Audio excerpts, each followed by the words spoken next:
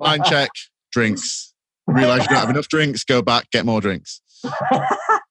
Basically my job.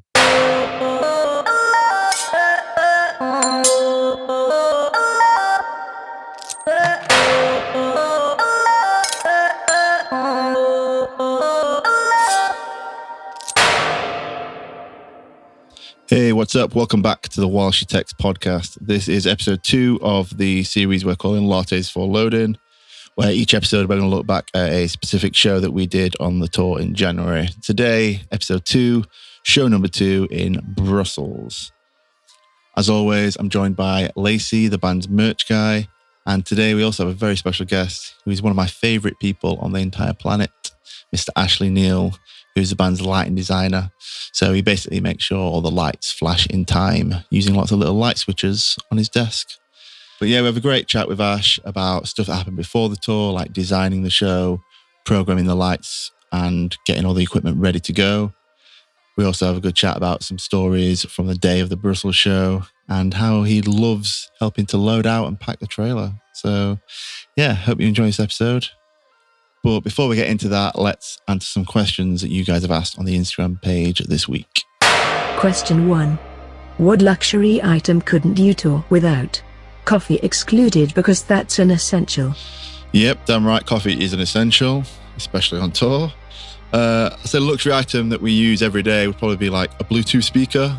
Having one of those in the dressing room just means that we can chill, listen to music, create a bit more of an atmosphere. I know that Lacey has one on merch as well for when he's setting up, just to be able to listen to music. So yeah, Bluetooth speaker. Question 2. How difficult is it sleeping on a tour bus? I personally find it pretty easy. I quite like the feeling of being rocked to sleep. But I guess it all depends on your driver as well. If you have a driver that's a pretty smooth guy on the road, then you're good. If you've got some guy who's swerving side to side, you just constantly feel like you're going to crash. So yeah, depends on the driver. Cool. Well, that's it for this week. I'm going to try and keep this intro pretty short because this episode is a pretty long one. So if you do have any questions for next week, just make sure you hit us up on the Instagram at While She Texts.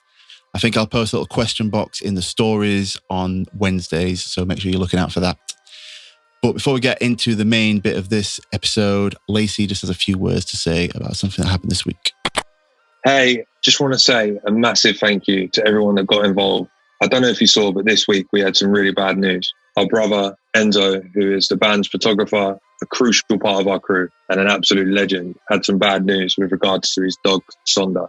Unfortunately, with us all out of work, bills are beginning to mount up, and a vet bill is something that none of us really need right now. And thanks to your generosity in both donating directly to Enzo and entering a raffle that I did for a crew shirt and a laminate, we managed to raise enough money that Enzo could get his dog looked at, that he can start to receive treatment and start to get on the road to recovery.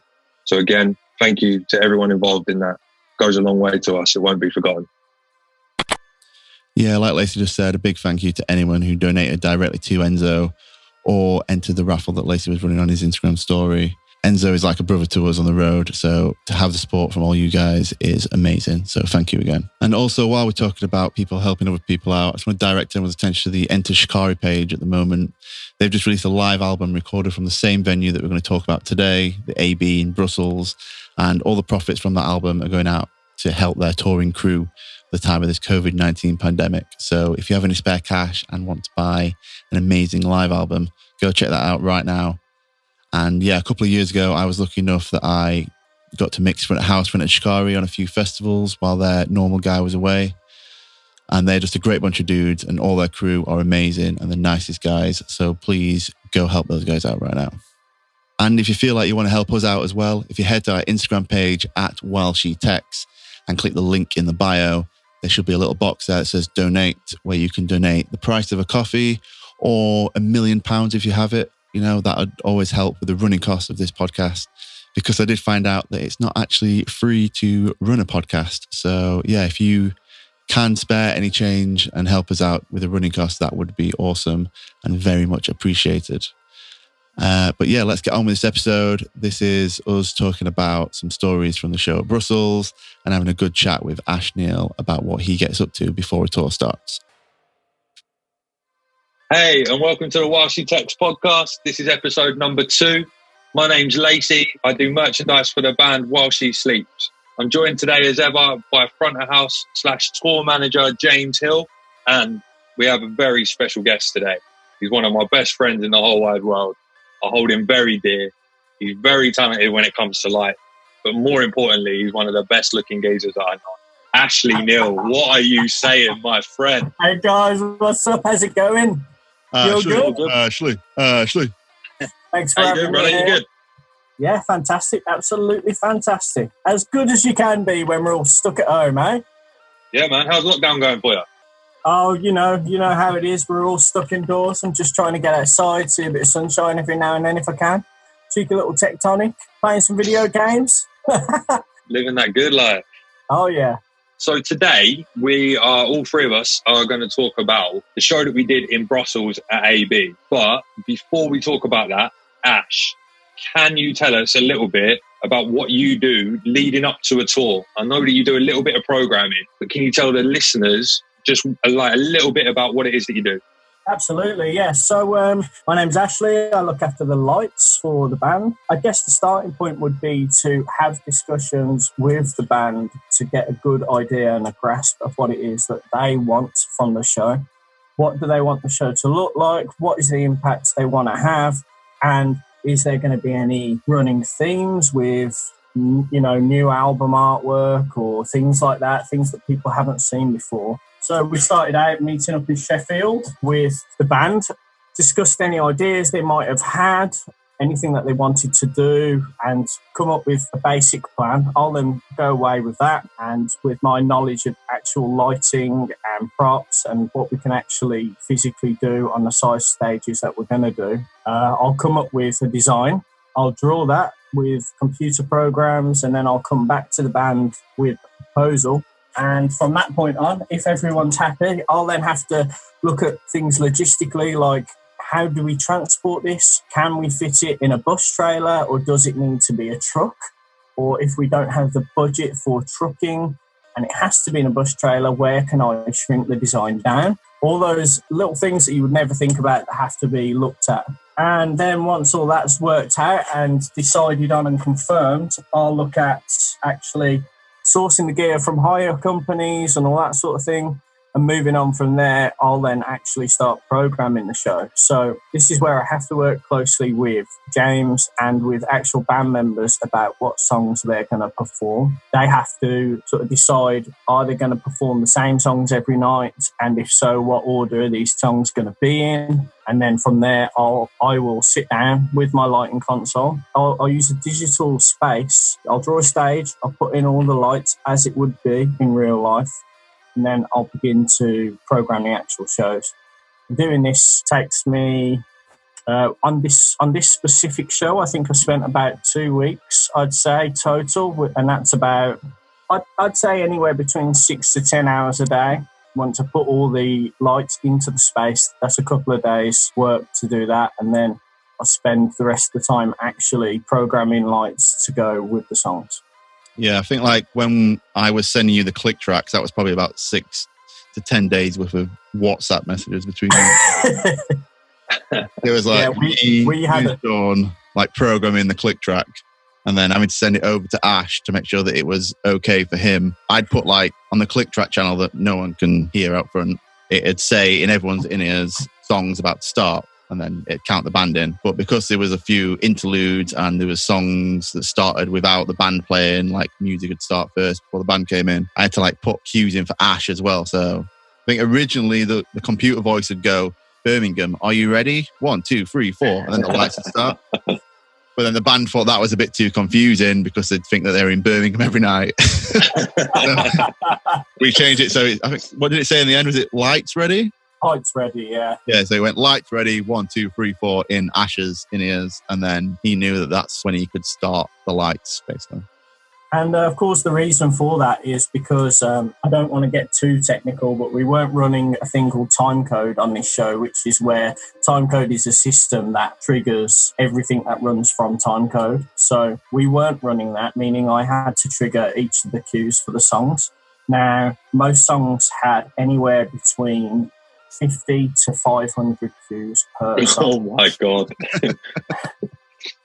So the last thing you want, a lot of these follow on a timer. So the last thing you would want is for the band to begin a song and for me to start the first cue a second late, because then everything's out of time until I have to fire my next cue. So, of course, let's say the intro section is all tied together, and then I might fire another cue when we get to the first verse, for example. Then everything up until that first verse, if I started that cue out of time, would be out of time. So that's the importance of the click tracks there from James Hill, the click master. Dude, that's so much pressure, dude. Like, the idea of that is giving me anxiety thinking about that. Like, the idea of being the guy that has to, like, press the button on time. Fuck no. Like, quite frankly, I'll stick behind the merch desk, man. Like, fuck that. I remember, was it Empire of Silence breakdown that had the most cues in? Oh, that breakdown, which lasts about, 12 seconds or something? Yeah. No, maybe a bit longer than that. I can't remember off the top of my head. Maybe it's actually more like 20 seconds or more. That had 50 cues in. Dude. So, yeah, so each cue was what? Each cue was like telling a certain set of lights to do something. So one cue is, telling the lights to do something. So every light that's on the stage, I think we had, I can't remember off the top of my head, it was a good few months ago, but we had about 100 moving light fixtures, and each one of them has to be told to do something. So even if it's to be off, to not do anything, it has to be told that to not do anything. So then the next cue would be to tell the ones you want to do something. So the reason for Empire Silence breakdown being so many cues was there were a lot of specific hits on like guitar chugs and things like that. As the guitars might chug through a riff, you might see a bunch of lights from the furthest, highest truss up turn on, and then a bunch of lights from the second truss below that turn on, and the previous ones turn off, and next row below that turn on, and the previous ones turn off, to get like a downward sweeping effect. And all of that could happen. You could have 5 cues there in the space of a second to go with the guitar riff, if that makes sense. So that took me 2 hours, that one. And that lasts 20 seconds of the show. And all them cues that you work out, a load of them cues you work out before the show, right? So that's what we're talking about here with all the pre-pro, all the stuff. Yeah, pre-production and when programming time is when I create all that, because I couldn't be so detailed and specific on a show if I didn't put that time in beforehand. Right. And so with all the cues that you're saying, you don't hear every single one of them in your ears, right? So you're not getting, in the space of like 20 seconds, you're not hearing 500 cues in your ears, but you know where you're at with the track. I know where I'm at. So what you might find, let's say the song's got 400 cues in, and it might be spread across like 10 different, what we call a playback, so 10 different buttons basically. And if I fire one, that might then lead on to fire the next 50. For example, so I just have to get that first one on time. That first button is like queuing a playlist of cues. Exactly that, and it's all timed, but it's all timed by me sitting there in my programming time, typing Q1 is going to fire at 0000 seconds, Q2 is going to fire at 0001 seconds, Q3 is going to fire at 001.5 seconds, and so on, you know. I'll put a video of Empire Silence in the Instagram post for this episode so we can have a little look at what you did and see if anyone can count the amount of cues. But yeah, what about, so after you've programmed everything and you're happy with how the set is looking in your little virtual world, which I might put a picture of that up as well because that's pretty cool to look at. So Ash was sending a few like renders of videos over to the band of these little models with a pretend stage with the lights going so we could kind of get an idea of what the show would look like. So I'll put one of those up on the page as well.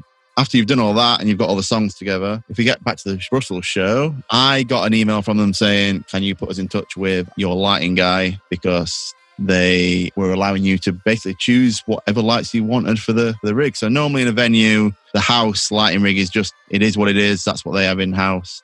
They'll send you the spec and say, this is the lights that we've got. Combine them with the lights that you bring in and you make the show happen. But with Brussels, they emailed you and what they said, you could basically pick what you wanted from their stock in wherever you wanted it. So tell us about that. Yeah, so just real quick backstory about that. So in a lot of cases, the flown lights in a venue, the venue will provide, they'll be there already. On our UK shows on this tour, we carried everything. So the venues were empty and we would put in our own flown lights in the air and on the ground on the stage. But in Europe, we were using venue lights that were already installed. And as James said, usually it's a case of, you get what you're given. What's there is what you get, and you have to deal with it whether you like it or not. But yeah, in Brussels, fantastic venue. They have multiple different options for rigs, for different lighting fixtures, different technologies, and different placement. They're set up more like a theatre style venue where they have lots of different fly bars, which means across the depths of the stage there was about 12 different bars, I think it was, something like that.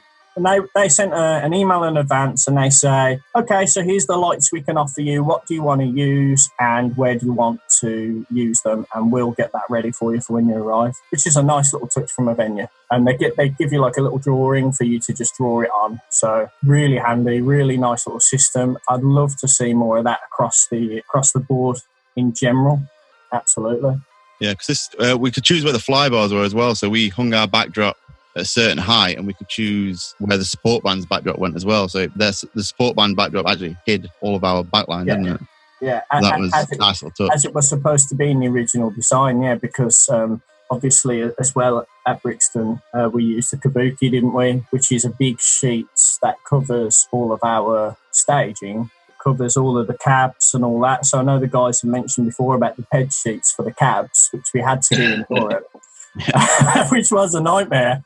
But on the original design, obviously, it wasn't to use bed sheets, but it was to use this big sheet called a kabuki, and that would be about mid-stage, and that would cover all of that. And of course, at the right point in the set, we drop it and it reveals it. But yeah, like you said, James, at the AB, it was fantastic that they would let us use a fly bar further downstage to put up support backdrops, and basically did the exact same thing. Yeah, did we leave the Every Time I Die backdrop up until we did, didn't we? And then the lights went out. Yeah. So before Sleep's play, we were playing, the tight one. Yeah. Before Sleeps went on, if you were at the show, you'd have noticed that we played Linkin Park just before they went on stage. So that'd play, and then the intro track would start. So the intro is about 40 seconds long, but obviously a Linkin Park song is 2.5 minutes, 3 minutes long, whatever it is. Yeah. So when that song started, that'd be Elliot telling me and Ash at front house that the band were at side stage and they were ready to go. When we got that call, we'd hit play on Linkin Park song, and then Ash would fade the lights on stage and you'd point some lights out into the crowd to kind of blind them a little bit. Yeah, that's a nice little trick I do on most of my shows. I like to bring up sort of crowd blinders as long as they're on the front end of the stage, so they're not lighting the stage. Or lift up some like wash lights, point them at the crowd. They don't like it very much, but no, it's good effect. Your eyes adjust to that light over them 3 minutes, and then of course when they go out, it feels very dark then. So yeah, so that just meant that everyone could go on stage and do stuff without people seeing what was going on that much. So then obviously the fly bar came down with the Every Time I Die backdrop on. And then obviously Elliot and Liam and whoever else was on stage had 2 minutes to untie this backdrop, get it off stage, get the fly bar back into the ceiling, and then... And get the band on. And then get the band on stage on time for the intro track. Small detail of getting the band on. It's a good 4 minutes of heartbeat going very fast, but it works. But yeah, then I guess that brings us up to date, really. That's what you do pre-pro wise. The only other thing I'd say, obviously we talked about the programming, but is actually getting the lights themselves physically ready. I spend a couple of days where you would go to the higher place or to a big warehouse unit, whatever. It's usually freezing cold, wet, horrible. That's what they're like. But yeah, you would go there, and then I would prepare all the lights. You have to sort of label them all up and make sure they all go in the right place every day on stage. Otherwise, you can't set it up in time before a show. So you have to prepare all the lights themselves, and each light has multiple cables, power cables and data cables. So if it's in a setup that you're able to loom the cables together, I think you mentioned about making looms before in your pre-production, James. But yeah, if you can tape all your cables together in a nice, neat fashion so that you can power everything quickly, send data to everything quickly. And obviously all of that has to be prepped as well. So there's a couple extra days there. You did all that when we were doing the pre-production day in the warehouse with the band. That's correct, yeah. You were in, where did you get the lights from? Was it Music Man in Birmingham? It was Music Man in Warsaw, yeah, for this tour. They're a great company. They've got a lot of stuff, but they always look after me. You know, they're always happy to help out and make stuff work. So, yeah, legends, man. They're workhorses. John and Shaggy, good lads. Yeah, yes. Great lads. Always get involved as well. Oh, yeah, always. And also, I guess you're kind of the reason on last week's episode in Paris, the reason we got on stage pretty late as well was because it was your first time combining the lights and the band together. So I guess you took up. Well, that's it. Obviously, in an ideal situation, after my pre-production of getting everything ready and set up and programmed, and of course, all your pre-production and the band's pre-production and rehearsals, ideally what you would then do is have a couple of days with it all together. But I think we were short on time because of Christmas and New Year and all that sort of stuff. So we couldn't get those days together. But of course, Paris meant that was the first time putting everyone together on stage, combining the lights with the cabs that the band had prepared and all that sort of thing. That was a bit, especially when we arrived and the stage wasn't built yet. That was a bit of a struggle. You were the reason Liam was pulling his hair out, but whatever. Well, you know, to be fair, you know, we all banded together well. So yeah, as soon as we could get it up on stage, we got Wake up there as fast as we could.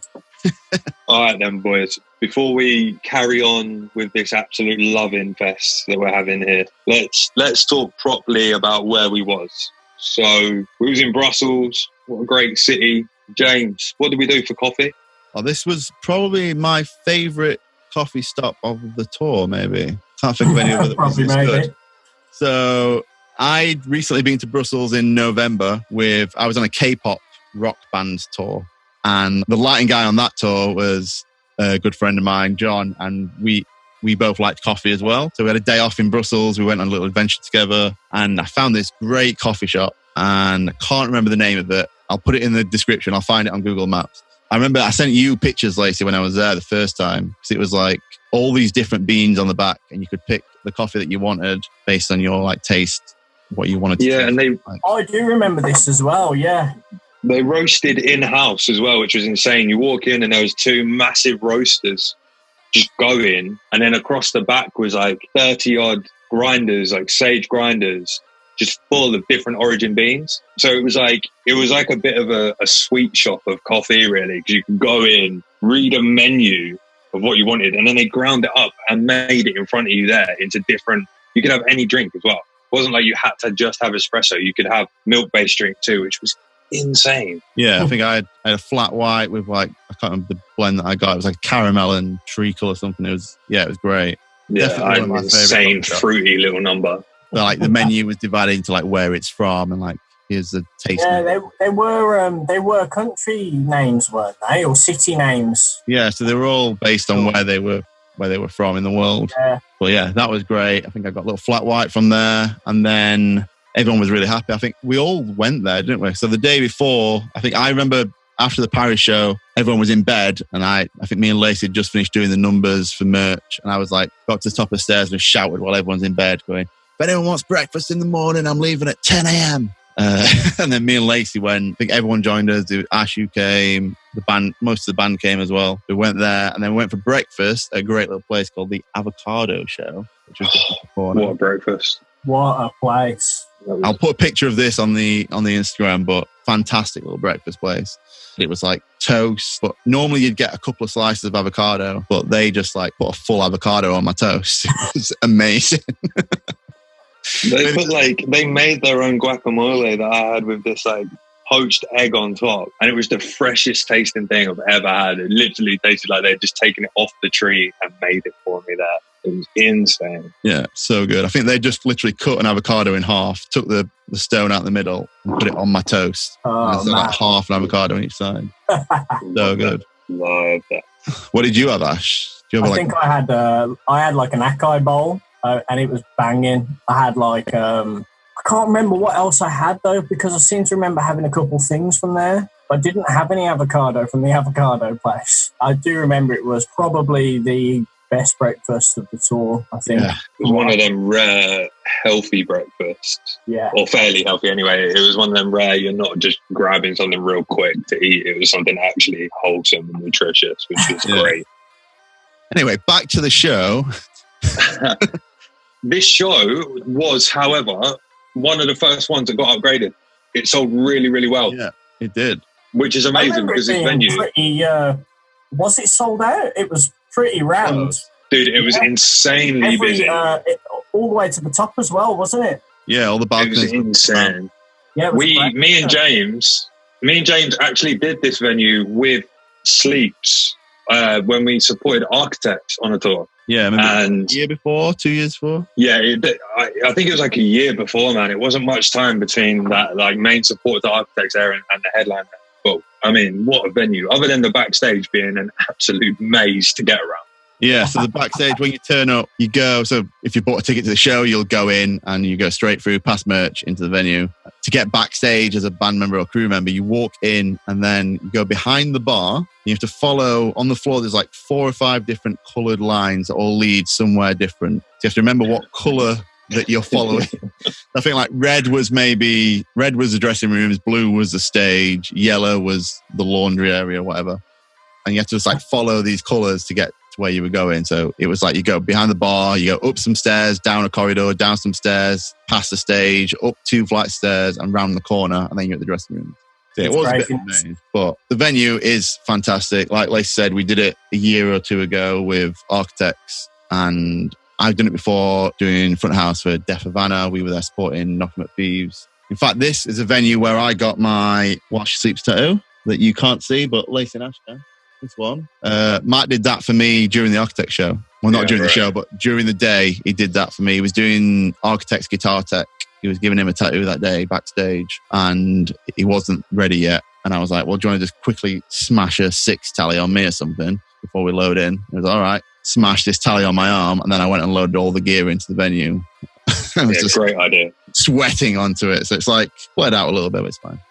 But yeah, normally we'd have the little dressing room, which is at the end, which is fine. It's like a long dressing room, spiral staircase up to the shower room. But it's pretty small. You get like 3 people in there, then it's uncomfortable. So we'd always been in there. And then this time, got to turn up to the venue, meet the promoter, and he was like, which dressing room do you want? And showed me around, and we picked the couple of big ones for us, for like warm-up room and the dressing room for the band. It showed me the production office, which on this tour, you'll hear in the next few episodes that usually my production office becomes a worldwide media center, because obviously we have a lot of people that like to sit with laptops. We had Enzo, our photographer, Max, our Russian videographer. Aaron was doing a music video at the time for some local band in Sheffield. Matt's always on his laptop doing some sort of shite. I quite like that to see you. And then I'd be on my laptop at some point, like trying to print off set lists and stuff like that and answer emails. So the Worldwide Production Centre became a thing. The production office became that. And it was a nice sized room. And yeah, the showers were great there as well. Oh, yeah, the showers were great. Yeah, nice actual shower room separate to the dressing room. So you don't have to come out in your pants and be like, can someone pass me my suitcase? Joe, was even better than that. The catering was amazing as well. Yes. Catering area in there is good. Yeah, and there's a good coffee machine in there. There's a good selection of drinks. Fantastic venue. Yeah, I got a lot of love for that venue. Although, highly. The only bad thing about that venue, in my opinion, is the merch is so far away from the main room.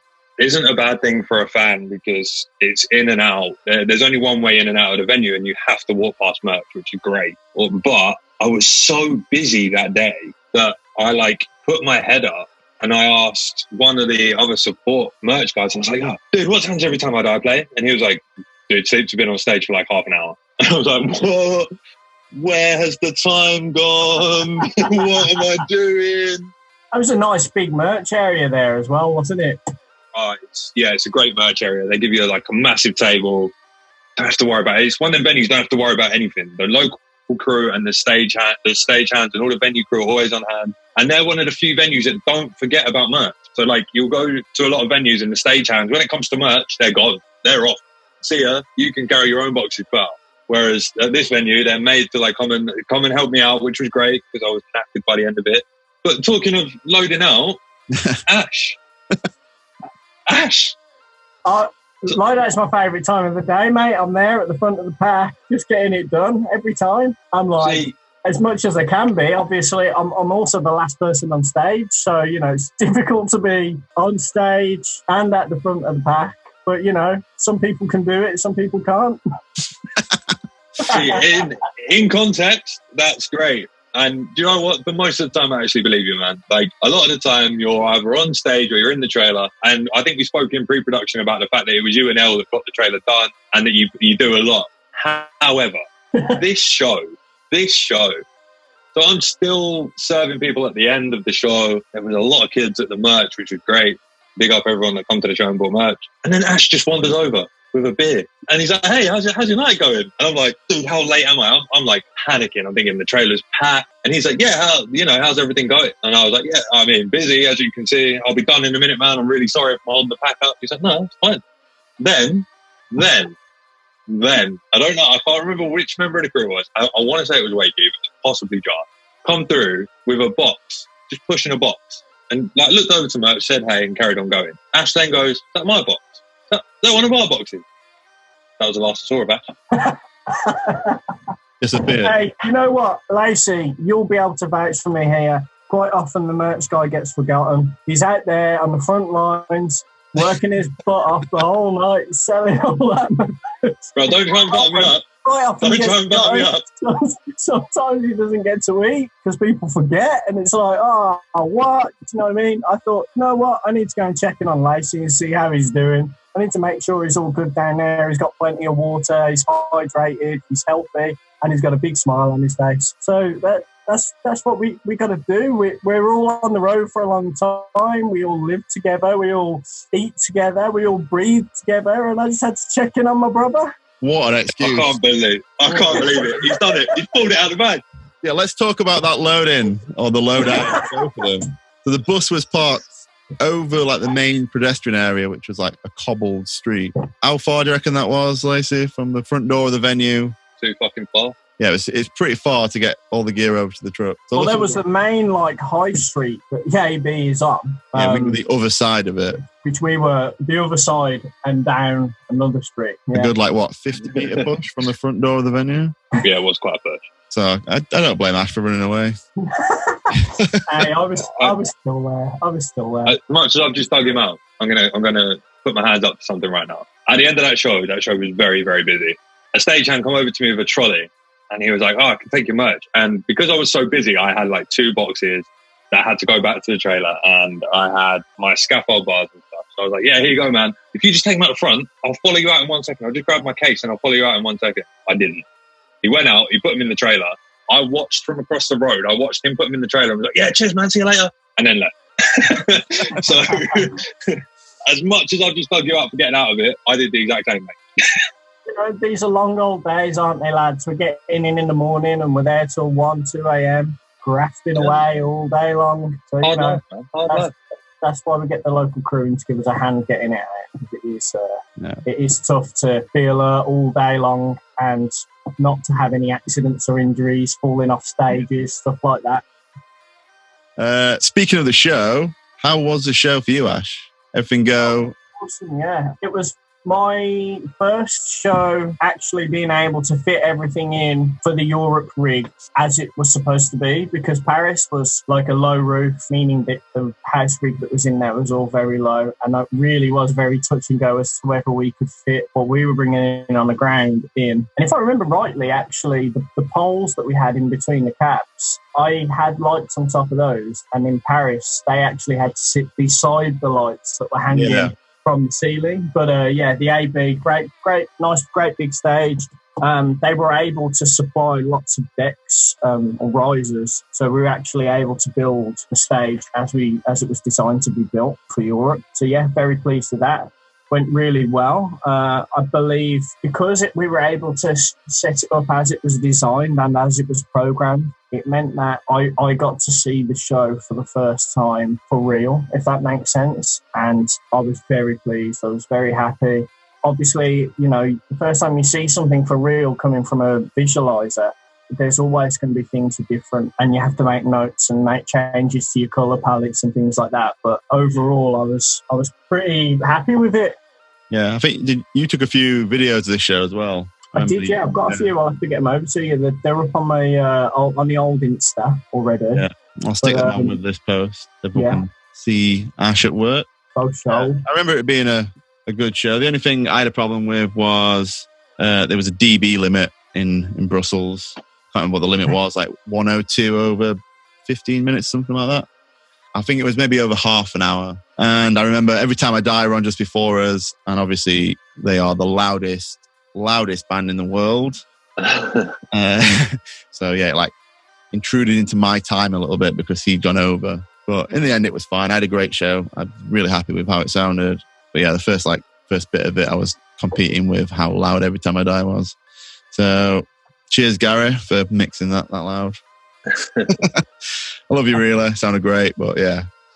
Apart from that, that's pretty much the show. We loaded out, and then after the show, we went for a drink. It's the first time after the Paris show, we had to leave the dreaded car park by midnight. So we loaded out and then we drove straight to Brussels. After this show, I remember everyone saying like, "Oh, do we have to leave at midnight?" Because I'd set the bus call for midnight because the promoter had told me that where we were parked, we had to leave by that time because there was another tour bus coming in. Everyone was hounding me like, "Oh, can we stay for a bit? We want to go to a bar after and have a drink and just chill out for a bit." And then I went and spoke to the promoter and he was like, "Oh, the next band aren't around until 6 a.m. so you can leave whenever." So I pushed bus call back to, I think it was 2 a.m. maybe. So we still had to drive to wherever we were the next day, Cologne. And then us three went to a great little rock bar that I found on that tour that I did with a K-pop band. I found it then. So we went there and it was just dingy little, you open the door and it's just a black, dark corridor.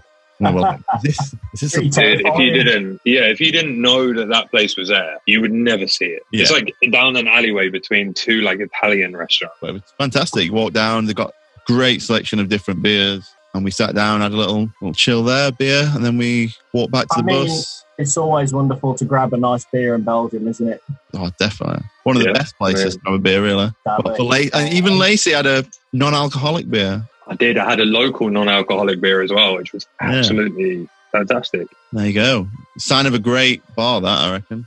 Yeah, man. It was kind of nice because it wasn't super loud. Obviously, after you guys have been battling against loud sound and I'd been shouted at all night, the last thing that you need is loud sound. So it was a super nice little place just for us three just to kind of go sit down for 5 minutes and just kind of take in the fact that we was on tour together. Yeah.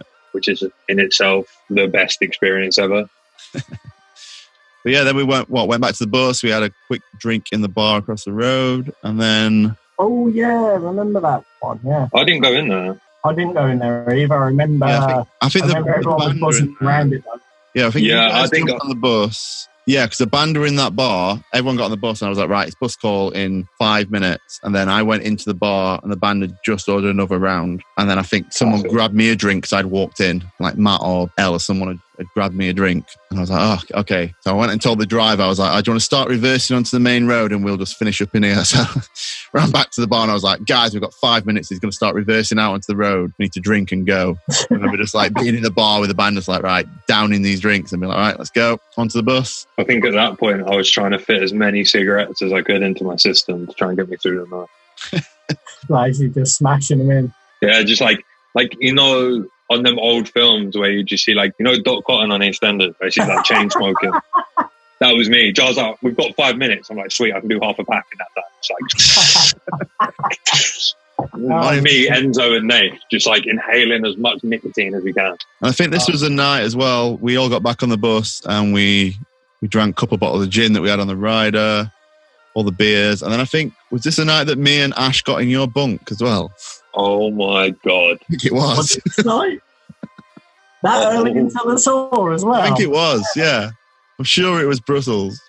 I've never wanted to hurt two people more. Yeah. For anyone listening, for anyone listening to this, right? On tour, you don't get anywhere sacred. Even the shower is not sacred sometimes because you all have to shower together. The only small bit of sanctuary that you get is your bunk. And your bunk is usually, like just over 6 foot long and like 2 foot wide. At very most, it's not the most comfortable place, but it's your sanctuary. Now, I went to bed after smoking half a pack of cigarettes. I went to bed. Everyone's downstairs drinking. That's cool. I don't mind that. They're doing their thing. I don't really drink. So I was like, you know what? I'm going to get an early night because we've got another show tomorrow. The next thing I know, James and Ash are in my bunk.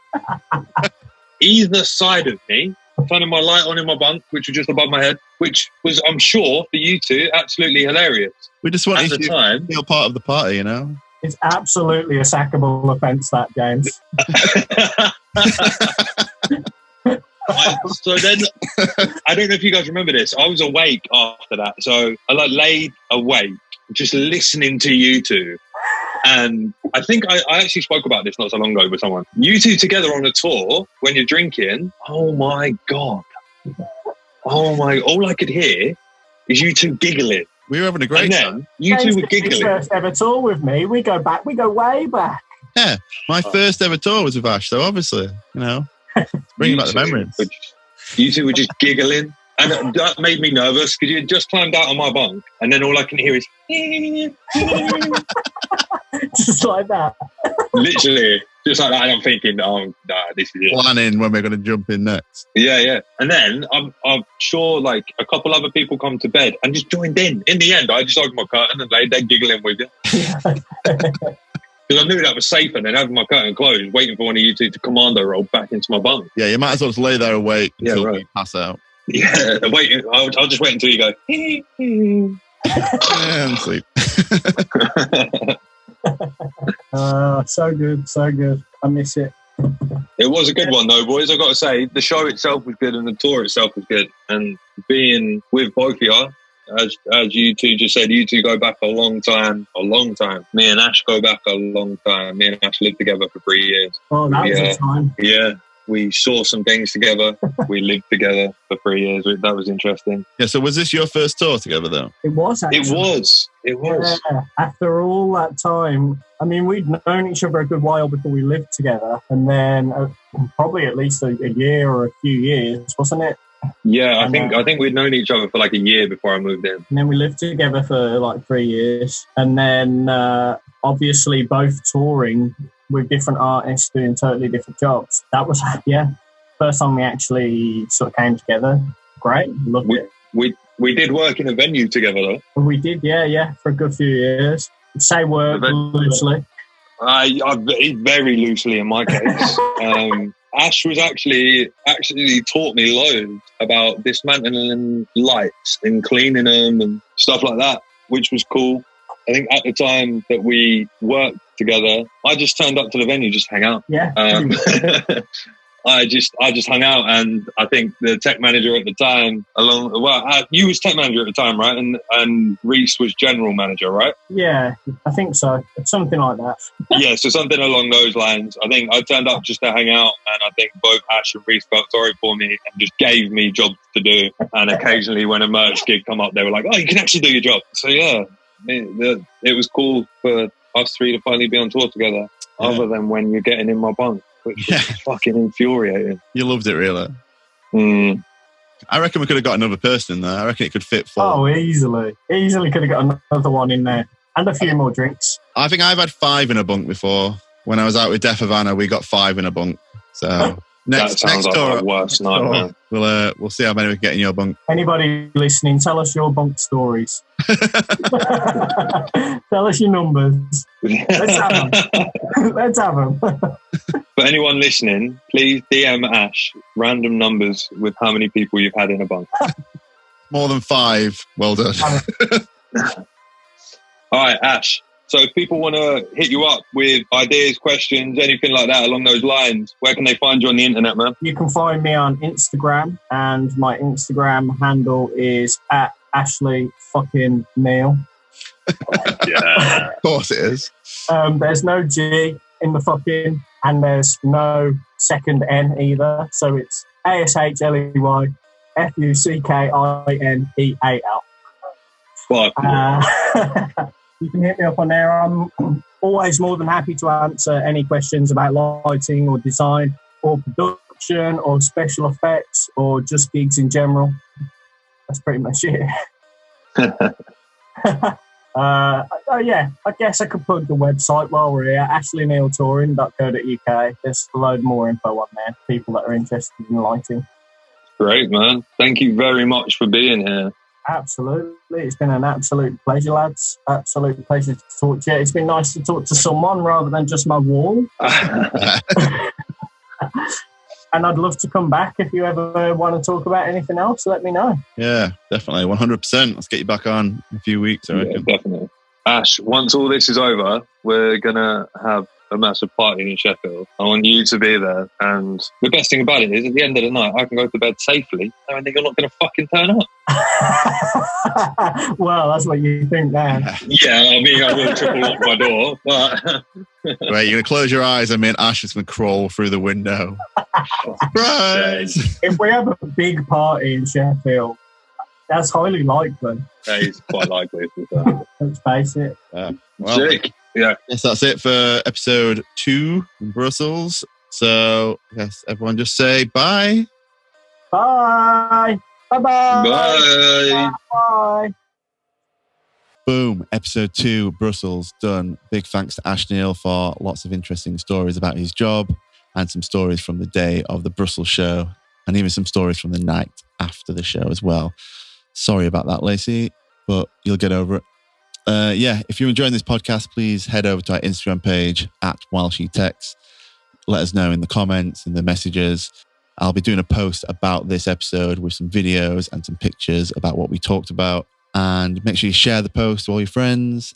Head over to wherever you listen to this podcast. Hit that follow button, that subscribe.